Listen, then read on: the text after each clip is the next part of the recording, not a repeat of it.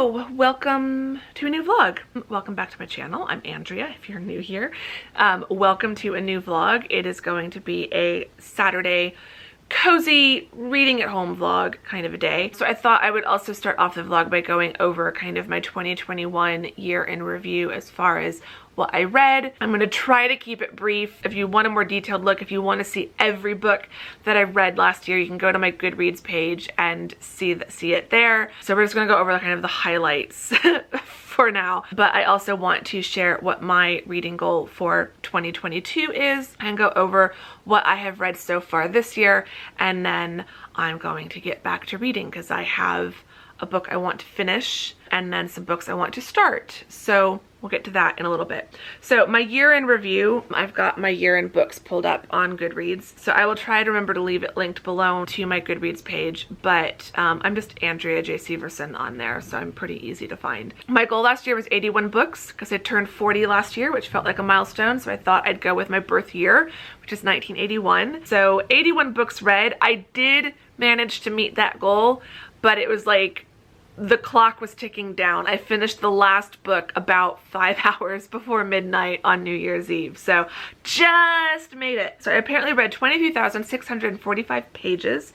Some of that are technically audiobooks. So like when I look at what my longest book was, 584 pages, Shadow of Night by Deborah Harkness, which is book 2 in the All Souls trilogy. That was one I listened to on audio. So I've started rereading the All Souls trilogy, but on audio. So I got through the first 2 books last year, and then the third book was just, it's been on my holds list forever. The shortest book I read was 70 pages, and that was Love in the Capital by Ivy B. Woods. That was one of the novellas that I read, and it was the shortest novella. Average length of book in 2021 was 291 pages, which sounds about right, because I know there were some that were on the longer side, but then there were a few that were definitely shorter, and so I feel like the average was probably around 300. It started off with This Time Next Year by Sophie Cousins. Really enjoyed that. I feel like I started the year super strong. I loved This Time Next Year by Sophie Cousins. I also read Calm Christmas by Beth Kempton. Really loved that. And also The Invisible Life of Addie LaRue by V.E. Schwab, which is not only one of my like top 10 of last year, but I feel like it's also within like, it's hard to say top 10 of all time. That's really hard. Definitely top 50 of all time. Like if I had to cut my collection down to 50 books, I could only keep 50 books. That would be one of them for sure. It might even, if we could bring it down to like top 30, it might even be like in the top 30. Loved it so much. Will definitely read it again at some point. I think Ellis was one of my most read authors. I think I read 4 or 5 books of hers. So I started with reading Connectivity and Connectivity 2.0, which are the first 2 books in her British Billionaire series towards the beginning of the year. As I scroll through, there's a lot of romance, there's a lot of supernatural fiction with like the Vampire Knitting Club series, the Vampire Book Club series. I also read Black Witch Magic by Mila, who's one of my indie author friends and indie authors who I love supporting. Ellis is another indie author. So lots of indie authors on here. Moni Boyce, Jaded and Jackson, that was I think the second book of hers that I read. The main indie authors I read last year I feel like are Moni Boyce, Mila, B. Ivy Woods, Ellis, Marie Landry, Mackenzie Burns, and Shannon Cox were new ones on that list who I hadn't read prior to 2021. So many good books. I'm not going to talk through all of these. Jamie Admon's Little Bookshop of Love Stories. I also read one of her Christmas books this year. So I read 2 of her books in 2021. I'd previously read 2 or 3 in 2020. She's up there now with Ellis as far as like just fun romance. I'm slowly working my way through her backlist, but anytime a new book comes out, it's an automatic must read for me. For Vacation Only by Mila. Really loved that one. I think that's also like in top 10 of 2021. Just loved the feeling. It just felt like I was on that traveling adventure with her characters. It's set on a cruise ship.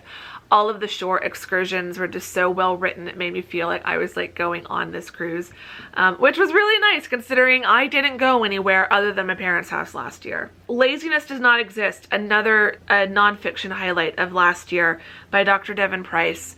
I feel like this is the book that really kicked off my shift towards slower, more intentional, more mindful living, and is the book that kind of gave me permission to not be so productive all the time. I think if you are a recovering workaholic, recovering perfectionist, you need to read that book. Highly recommend. Oh, C.G. Foots, another indie author friend, Courtney Giardina. This is book 1 in her Cozy Mystery series. Book 2 is about to come out, so that will be a 2022 read, but definitely recommend all of Courtney's books, whether they're under Courtney Giardina or the C.G. Foots pen name. Really, really good. Matt Haig, The Midnight Library, definitely a top 10 of 2021. Just so moving, so powerful. Just read it. Just read it. I reread Big Magic, which I really, really loved a second time around. It's just, I feel like that's a book that I just need to read like every other year or so. It just makes me feel good every time I read it. I also read Seeking Slow, which I also have. These are some that just stay on my coffee table. So this is Seeking Slow. This is reclaim moments of calm in your day. So this is kind of more about like slow living. I really liked how simple and easy and actionable the tips are. It's a slow living book that doesn't require you as the first step to quit your job and move to the country and live like you're in Little House on the Prairie. Like it's good tips of how to like slow down and have a more slow and intentional life, even if your life circumstances as far as job and living accommodations and things like that hasn't changed. So really, really enjoyed that.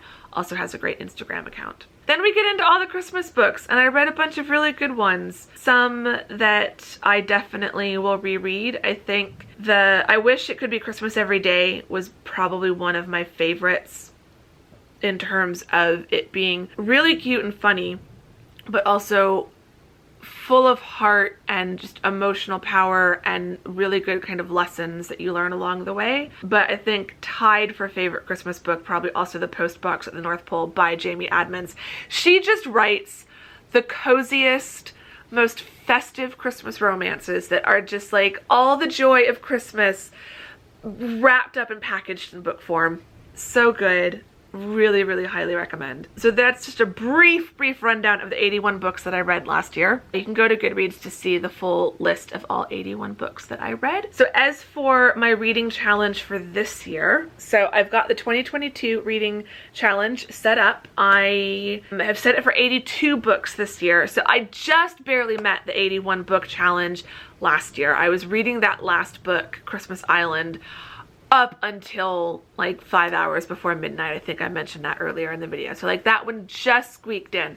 So I feel like I want to set it at something higher than last year, but since I just barely met last year's goal, I didn't want to set it at like 90 books or something like that. So maybe for 2023, I can aim for like 100, but I think for this year, we're going to keep it safe and go with 82, which means I need to read like between 6 and 7 books a month. I've already done that for January, and I think January I'm going to go over.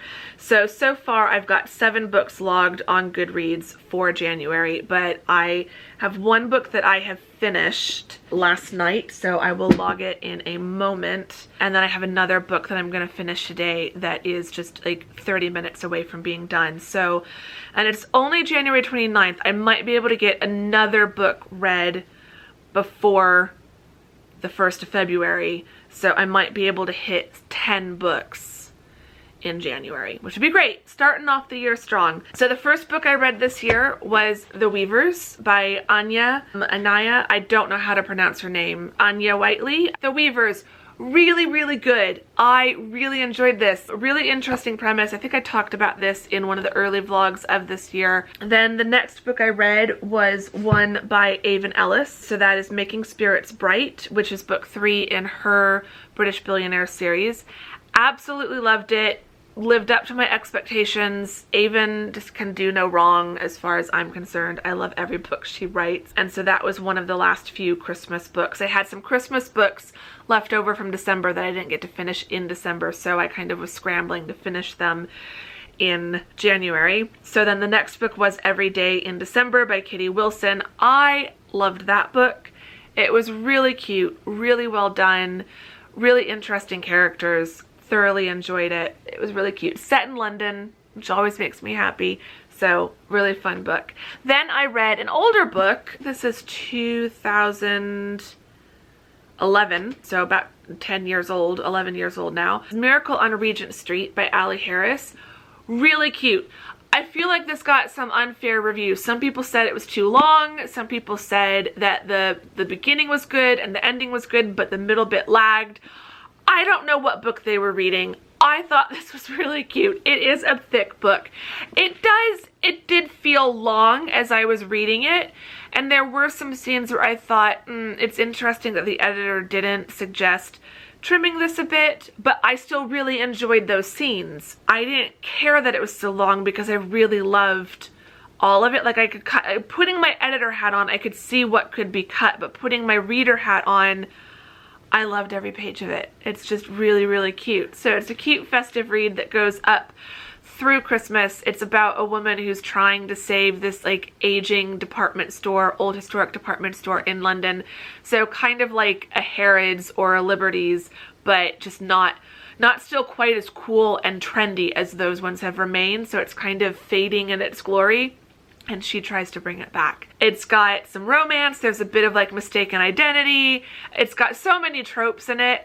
It's just a fun read. Really, really enjoyed this. Then I read a book that I was actually finishing. I started reading it. I'd read about 30% of it last year, and so I read the rest of it, and it's The Highly Sensitive Person by Elaine Aron. Like the idea, I'm definitely an HSP. I totally relate to that, but I feel like the beginning of the book was really good and had a lot of stuff that I was highlighting and really relating to, and then the end of it seemed geared more towards HSPs who've had really traumatic childhoods, or like things have really aggravated their sensitivity, and just things that I related to a little bit less. And so it didn't have as much of the practical advice that I was hoping for, of like how to use my sensitivity as like a strength. Was a bit on the fence about the book. It was good for the bits that I enjoyed. The rest I think would help other people, just weren't as relevant to me. Then the sixth book I read was The Plot by Jean Korelitz. I'm probably misreading. It's really tiny on the font. Another interesting book. I'm not sure I was in the right frame of mind to read it, but it was a library book. I'd already delayed delivery a million times. I wanted to just read it and get it off my holds list. I liked it overall. I'm glad I read it, but definitely just perhaps just not in the right headspace to read it. And then the last book that I finished is A Winter's Dream by Sophie Clare. Loved it. Another like just festive, cozy romance. It's more of a slow burn with the romance. It's also a bit of like enemies to friends to lovers kind of a thing. So if you like those tropes, I think you'd like that book. And then the last book that I finished was An Intentional Life, A Guide to a Slower and More Peaceful Existence by Catherine Bardsley, who goes by Kay. I watch her YouTube channel, Living the Life You Love, and really enjoy her vlogs. I got into her just before Vlogmas started and then watched her Vlogmas. And I really liked this book. It just felt like sitting down and having a chat with a friend who's just a little bit ahead of me in her slow living journey, and had just some really good advice. There were a lot of things that I'm like, yes, I relate to this, or yes, this resonates with me. And also I liked that she does kind of account for if you have a chronic illness, or like if some of these tips aren't like so practical because of some limitation or another. Like it showed, kind of like Seeking Slow did, An Intentional Life kind of gives a perspective of like how you can adapt slow living to your life, whatever your life and your life circumstances are, which I really liked. Finished this last night. So I'm trying to right now have a nonfiction book on the go and a fiction book on the go. And I'm also trying to have something that I'm reading in hard copy and something that I'm reading on my Kindle. so that I've got like different formats and different types of books to play with. So the next, I was going to start reading a different nonfiction book, but the one that I'm starting is The Little Book of Luca, which is by, I think it's Mike Viking, who is the author of The Little Book of Huga. I have started reading this and I've gotten halfway through. You can see my little post-it note flag. So I've got halfway through, but I have picked it up and put it down so many times that I really can't remember the first half. So I'm just starting it over. I feel like I'm now in the frame of mind where I want to read this, where Huga is more about Huga and coziness and enjoying the simple pleasures. This one is more about like happiness overall and having a more happy life overall rather than creating these little moments of happiness. I'm gonna start reading this one. And then I'm currently reading The Huga Holiday by Rosie Blake. So I've got 32 minutes left in this one and I'm really loving it. So I'm going to finish reading that. I'm gonna go make some coffee and finish reading that. I hope you've enjoyed this long, chatty, rambly introduction to this vlog, but I just wanted to kind of go over what I read last year, the highlights, what my goal was, all that sort of stuff, and what I've started reading, just so we're all up to date on what I'm reading. I'm gonna go get some coffee and go get settled in my chair. So I'm just gonna get all cozy here inside my apartment and get to reading.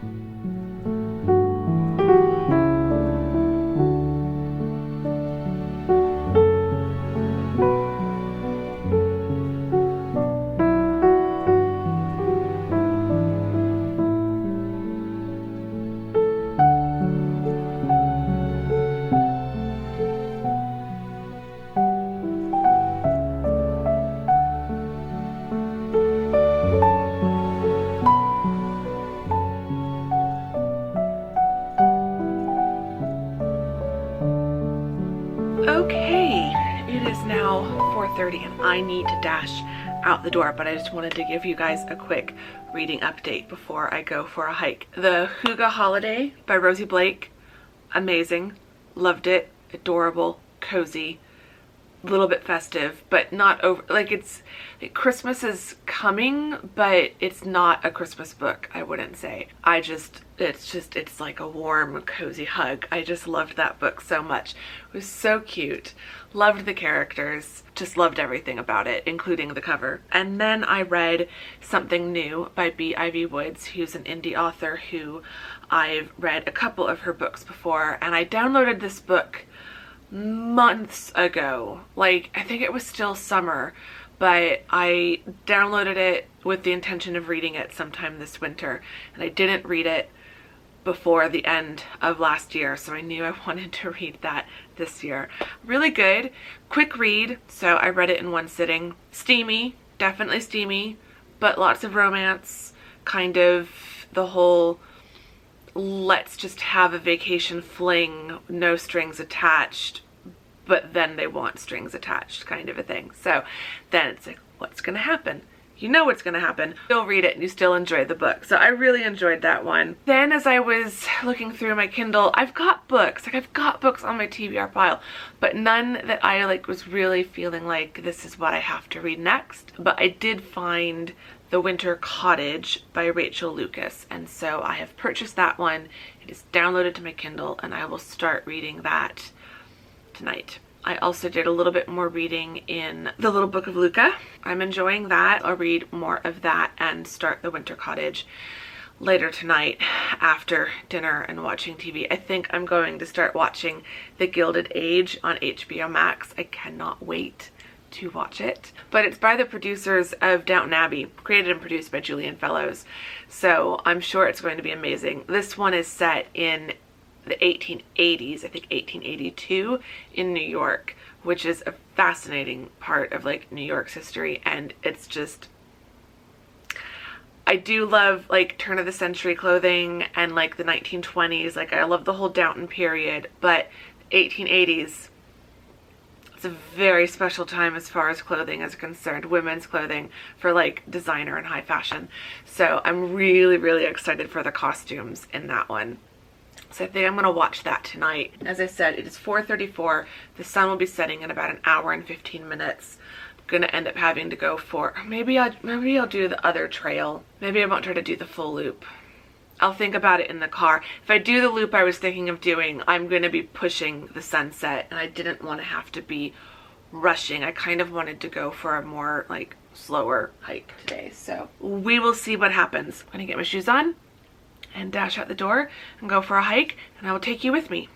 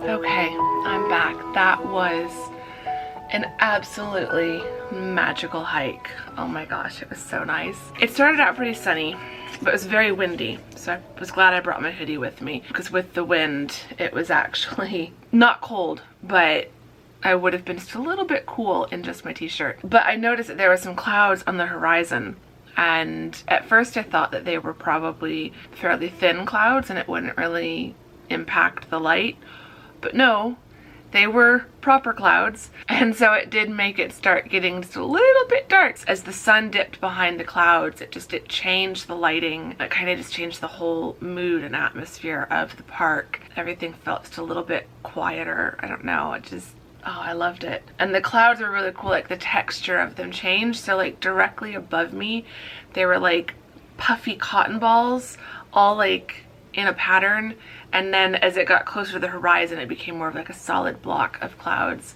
I said at the beginning of the year when I did my year compass video that my word for the year is magic, and that I want to create more little moments of magic, and I feel like my hikes are that. Like that's those are some of my moments of magic so far, are the hikes. And like earlier today, just sitting and reading and like reading all these good books was really magical. But for now, I need to go get cleaned up. I need to take a shower, wash my hair, get changed back into my comfy cozies. So it's going to be a nice cozy evening, and I am really excited about that. It is exactly what I need on this Saturday evening.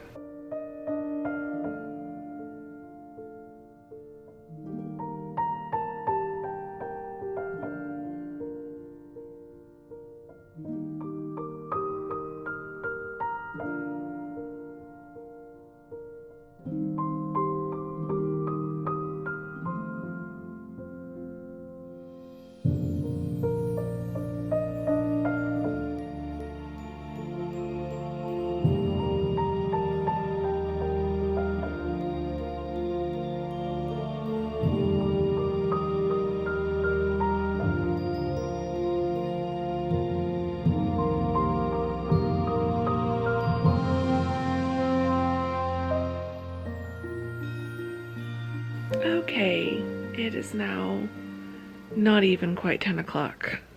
I think it's 10 minutes till. I am so tired. I'm just gonna go get in bed. I watched The Gilded Age, the first episode. It was really good. I'm really excited to see the rest of the season. I think it's gonna be really good and just what I have been wanting lately. So I'm very, very, very excited about that. The next episode airs on Tuesday, I think. Very, very excited. And then I started trying to watch something. Long story short, I just ended up putting it on a winter scenery video and started reading The Winter Cottage and making some progress. I think I'm like up to chapter 3 or 4 now, but I'm just fading so fast. I'm trying to just go to sleep. If I'm tired, I just should go to sleep. I shouldn't force myself to stay up. So I'm probably gonna read a little bit more, but I honestly wouldn't be surprised if I have my lights out by 10:30 because I am that tired. That is going to be it for this vlog. I hope you have enjoyed it. Our question for the vlog, going back to our discussion of books at the beginning of this vlog. I'd love to know, have you set a reading goal for yourself? Do you set reading goals or do you just read whatever? If you have set a goal, I'd like to know what your goal is. So as I said earlier, my goal is 82. Give the vlog a thumbs up if you enjoyed it. Subscribe if you're not subscribed. All of that great stuff. Thank you very much for watching this vlog, and I will see you all in the next one. Bye!